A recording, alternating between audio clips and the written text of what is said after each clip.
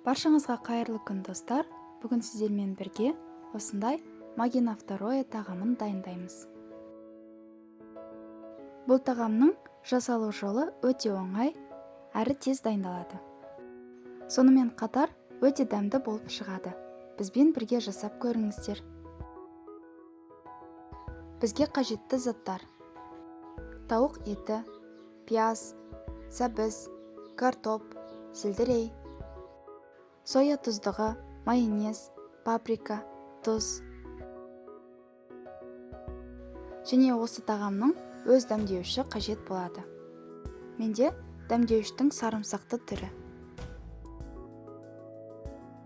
Үлкендеу ыдысқа туралған тауық еті және 1 шай қасық тұз саламыз.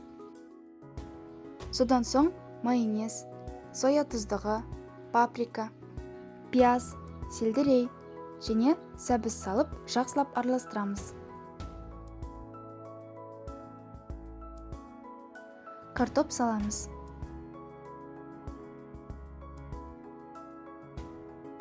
Дәмдеуішті салып жақсылап араластырамыз.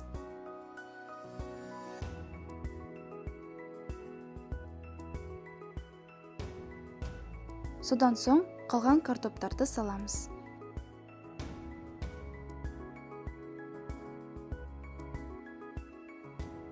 Және де приправаның ішінде тағамды духовкаға пісіруге арналған осындай қапшық шығады.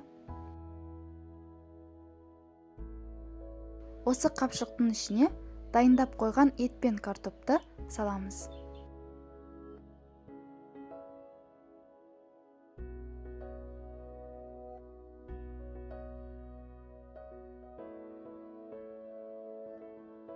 Қапшықтың аузын жіппен байлаймыз. Негізінен осы қапшықтың аузын байлауға өзінің арнайы құрылғысы болады. Бірақ мен оны қолданбаймын, себебі ол қапшықтың аузын жақсы ұстап тұрмайды.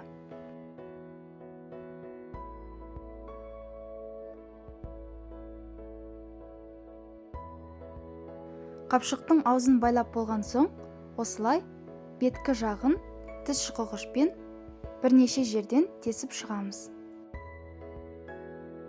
Енді осы тағамымызды 160 градус қызып тұрған духовкаға 1,5 сағатқа қойып пісіріп аламыз. Тағамның піскенін осылай тексеруге болады. Пышақты терең батырғанда оңай сұғылып, оңай алынуы керек. Ал енді тағамды қапшықтан аламыз.